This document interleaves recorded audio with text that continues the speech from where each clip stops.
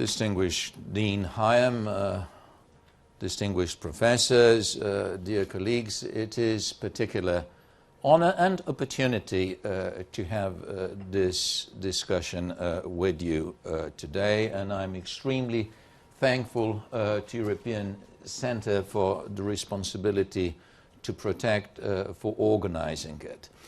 And of course, it is an honor to deliver second lecture, a yearly lecture of this centre. As you have heard, I will pronounce it in full, responsibility to protect, but later on, to save time, I will be addressing it as R2P without disrespect, is a concept that has been under this brand, under this name, only until recently.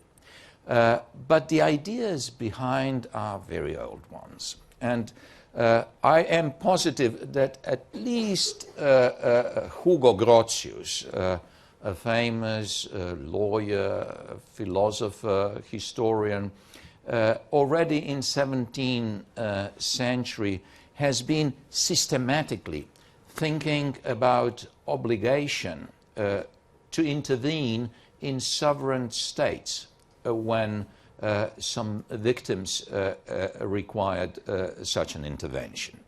And of course, since that time is also a certain caution. Caution that these interventions are not misused to pursue national interests of the intervening state. Now, let me move to contemporary articulation of R2P. Academically, it has been articulated in the report of so-called International Commission on Intervention and on intervention and state sovereignty.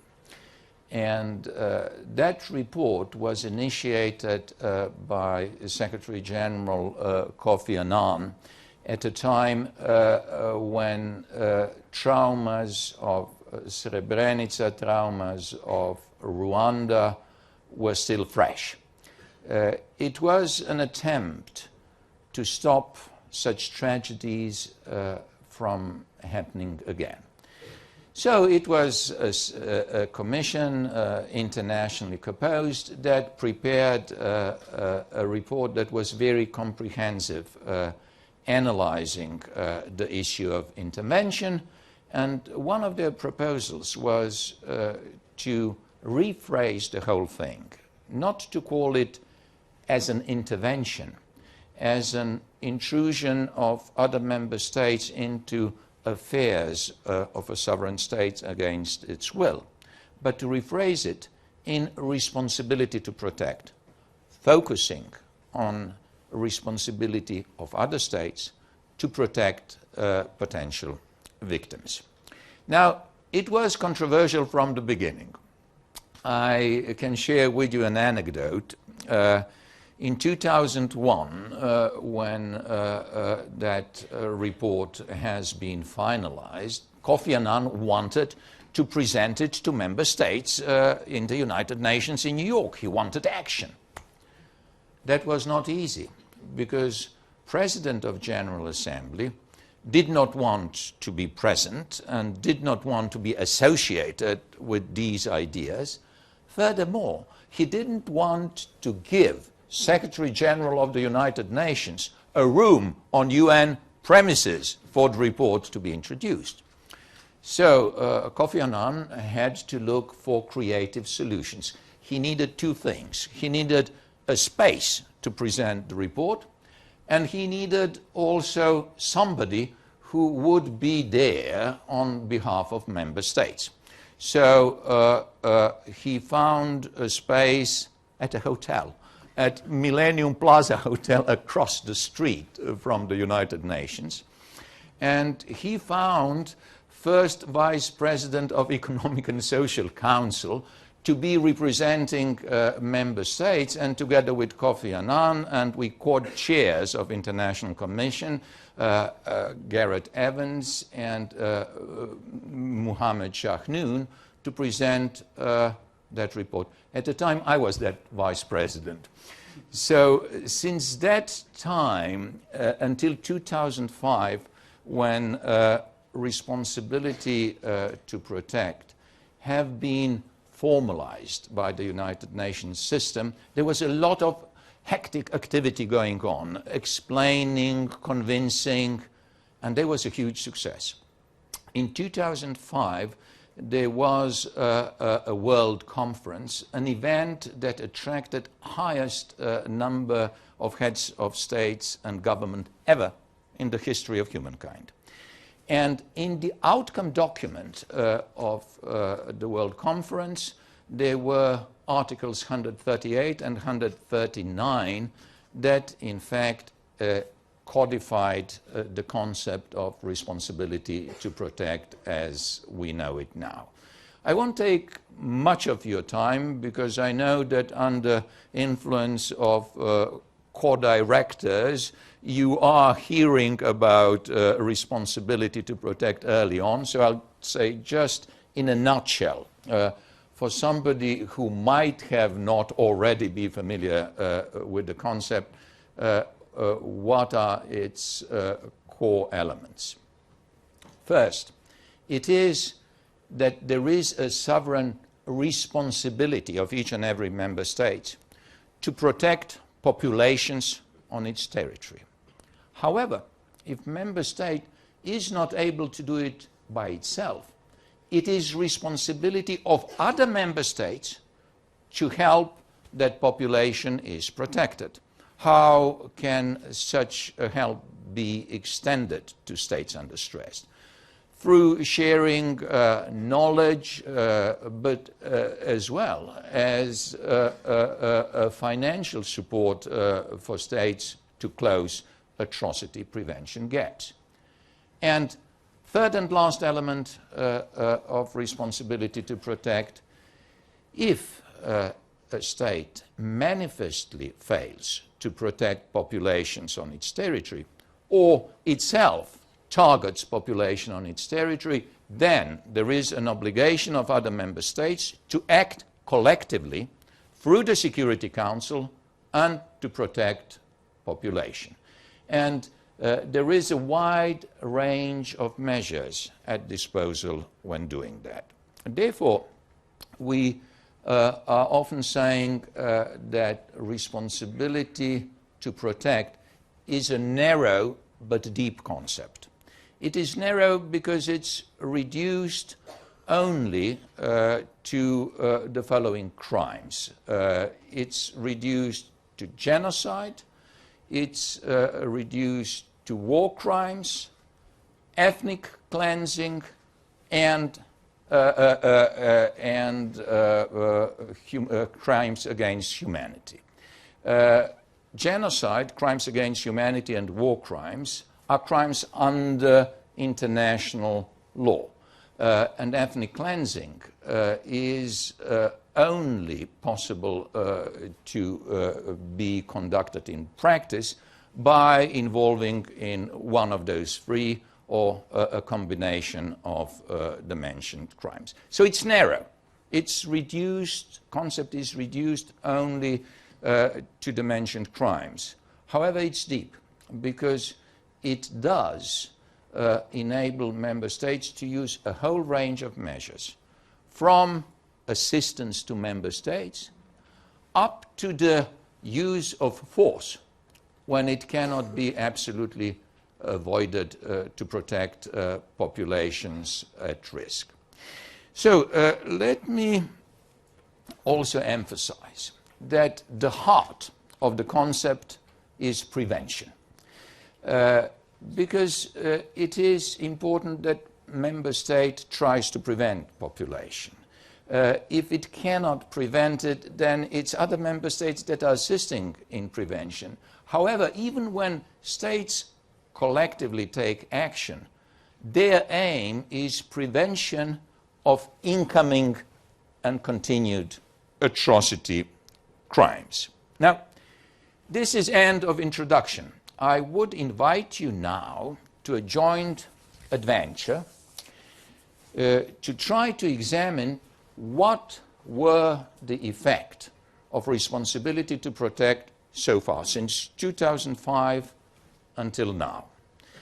And let me start this evaluation by mentioning that responsibility to protect has caught a lot of attention since 2005. It was reaffirmed by resolutions of General Assembly and the Security Council. What is important to know is that both the outcome document of the World Conference, General Assembly resolution and Security Council resolution have adopted concept of responsibility to protect unanimously. So its application is envisaged to be universal, and it was consensually decided by member states to oblige themselves to carry it through.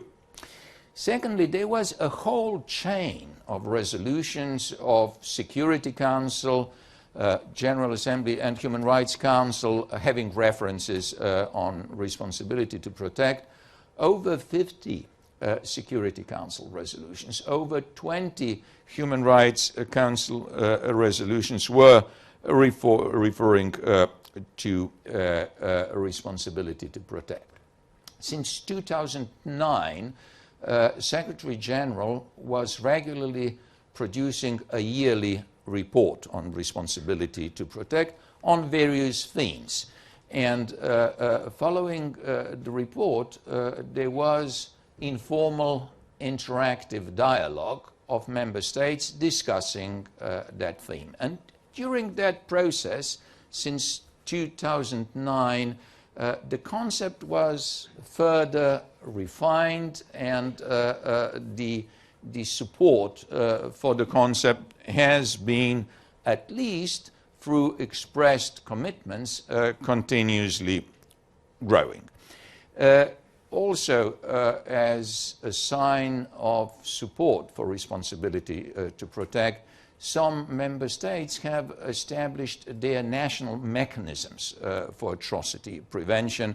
Probably the most famous one is the US Atrocity Prevention Board, combining officials from State Department, from Pentagon, from National Security, together analyzing atrocity threats and discussing how government acting together should react to them, having as focus protection of potential victims. There were other national mechanisms established, and member states also decided to have a successful exchange of mutual experiences in providing for atrocity prevention. And I'm happy to say that I yesterday talked to the UK focal point on responsibility to protect, Mr. Paul Williams, and discussed to discuss UK activities in atrocity prevention. At the moment, it's 50 member states that have established their focal points, and in addition, European Union has also identified its focal point on responsibility to protect. Besides national mechanisms, there were also some regional mechanisms for exchange of experiences established. Latin American Network, Great Lakes Region Network, and I would also like to mention that civil society embraced the idea of responsibility to protect, in addition to already existing civil society entities that added on their list responsibility to protect. There were some others that were established particularly for responsibility to protect, such as, for example, Global Center for Responsibility to Protect. It was also picked up by academic institutions. Some already existing one have added R2P in their curricula, but it was also some academic institutions specifically dedicated to R2P, such as Asia Pacific Center for Responsibility to Protect, or our host today, European Center for the Responsibility to Protect. The number of articles, the number of curricula, a number of books has been exponentially growing, and co-directors of the center have contributed to that through their writings and diligent work. However, this looks really magnificent. It was at the time Kofi Annan, followed by many academics, hoping that responsibility to protect is becoming an emerging norm of international law. However, reality check, ladies and gentlemen. In recent years, atrocity crimes are not decreasing. In fact, just to the contrary, they are increasing. So all this rosy picture that I have been describing is an indicator of expressed commitments and of the need for better protection from mass atrocities. But if we look into trends in recent years, we will identify that we have an increase in number of conflicts, that we have increase in number of casualties of conflicts since 2014-15, over 100,000 a year, and growing every year. And finally, and probably the worst, we have increase in proportion of civilian population in the victims of conflict. So what does that increase of civilian population mean? It means that either civilian populations are being victims of unselective attacks, or they are being deliberately targeted. And both of this is increasingly happening. And in case of both unselective attacks and deliberate targeting of civilians, it means that it's either war crimes, or if committed in a widespread or systematic way, crimes against humanity have been committed, which can sometimes, as is the case, for example, with Yazidi population, have also reached the point of genocide. So, if we also observe patterns of killing of civilians, we can identify that there is no safe haven for civilians. Hospitals have been targeted, schools have been targeted, people have been killed in religious objects. So unfortunately, being law school professor, I feel embarrassed to speak about the transformation of responsibility to protect into a norm, emerging norm of international law. In fact, something else, just contrary, is happening. We are seeing a process of decustomization of some previously established norms of international humanitarian customary law. It is an extremely distressing trend. So, out of that, it is quite clear that the gap in recent years between expressed commitments to responsibility to protect and reality of increase of atrocity crimes has created a deeper and deeper gap. And it is natural to have certain tension between norms and reality. But when gap becomes too big, then it becomes impossible to have such a concept sustainable in future. What does that mean?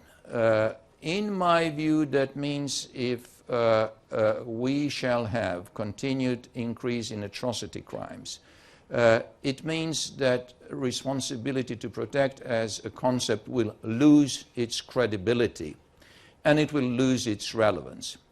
Therefore, for me, the dilemma is, for the future of responsibility to protect, it is either operationalisation of responsibility to protect or its marginalisation. So what to do with operationalisation of responsibility to protect? I can tell you that first steps in that direction have already been taken place. Christina mentioned that last report of Secretary General was entitled Responsibility to Protect, Accountability for Prevention. Why accountability for prevention? Because if there is a commitment to responsibility to protect, if it's obligation, political obligation of member states who have accepted that obligation, then there is also a duty to implement.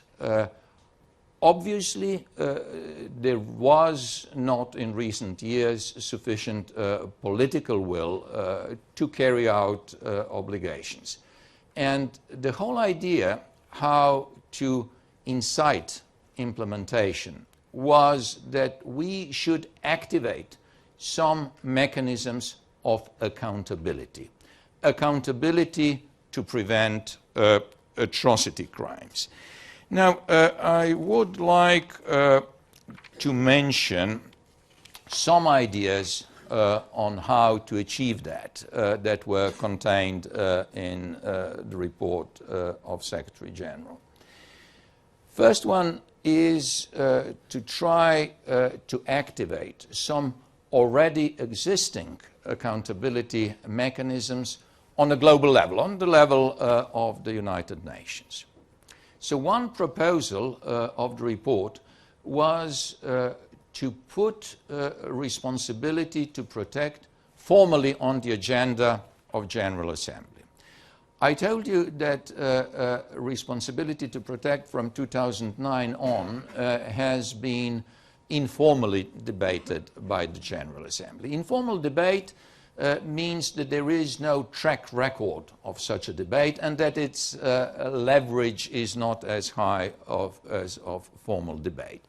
To put it on the agenda of General Assembly means having much stronger impact, because all member states, what they say during that debate stays recorded and they can be held to account what they say and what they do. And I'm happy to say that that recommendation has already been picked up, and that now for the first time since 2009, responsibility to protect will be on the agenda of General Assembly. There was a vote in General Assembly and 75% of member states supported putting it on the agenda of General Assembly. Second recommendations on a global level that I would like to mention is to hold yearly thematic open debates of Security Council on trends in atrocity crimes and reactions of the Security Council. It is a question whether other member states are entitled to occasionally assess performance of the Security Council members, including Permanent 5, in atrocity prevention, meaning its actions as well as sometimes lack of action. And unfortunately, this is very much needed.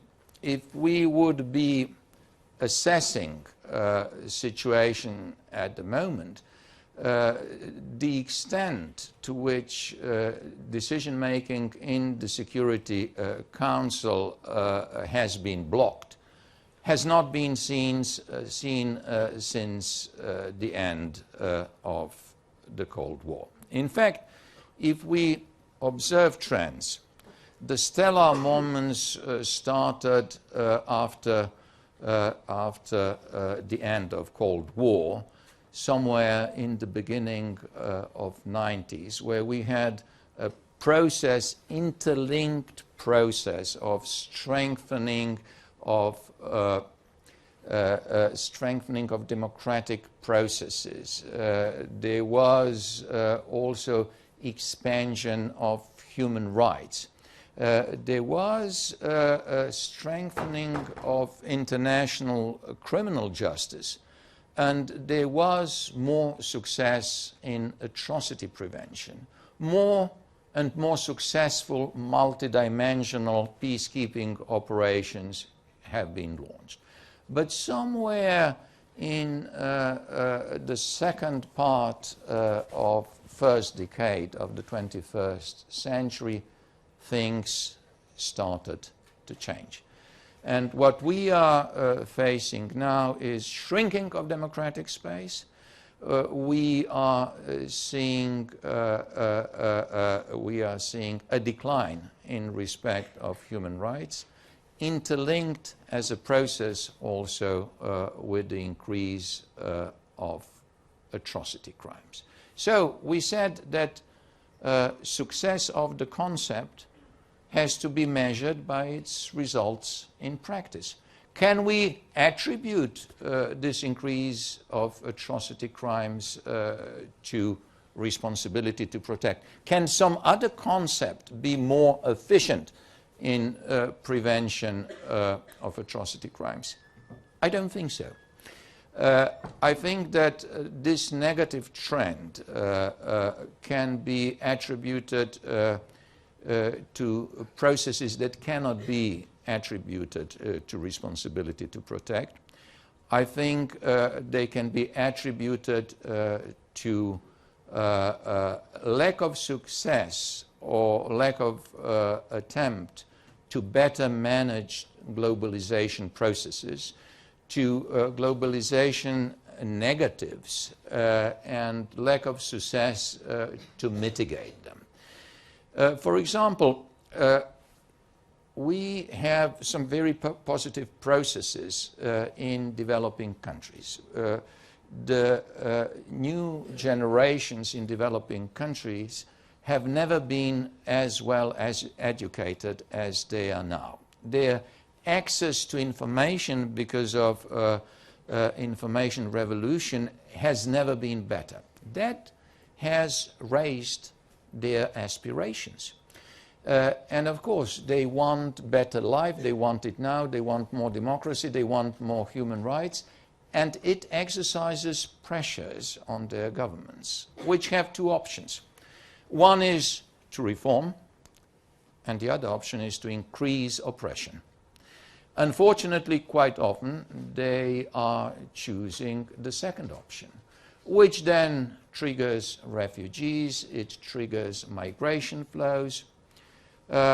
Among developing countries, look in the United States, look in Europe, we are also seeing trends of raising concerns related to globalization, to threats of identity of countries, raising nationalism, xenophobia, fear of losing jobs, fear of losing relevance.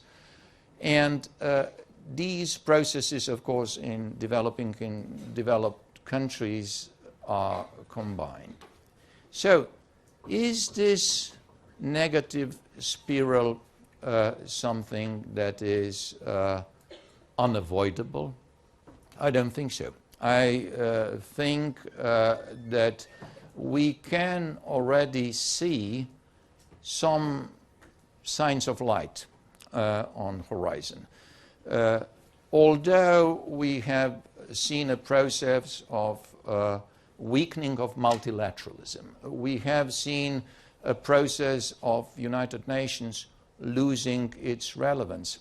I do think that sustainable development goals that have been adopted may be a way to re-energize multilateralism. I do not know how much you know about sustainable development goals, but they are not only dealing with development.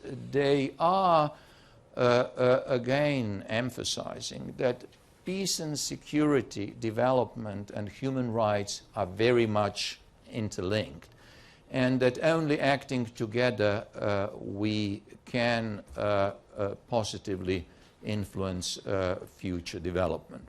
Something similar is the Convention on Climate Change. It's simply a realization that pursuing only national interests, we are in fact putting in danger our common future, and that only accepting certain self-restraints for the sake of global solidarity, we can protect planet Earth as well as population of the planet.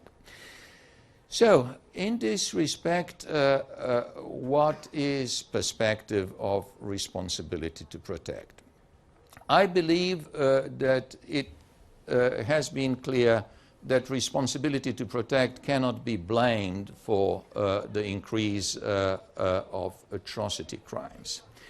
Now let us examine whether some other concept at the moment could serve us better than responsibility to protect.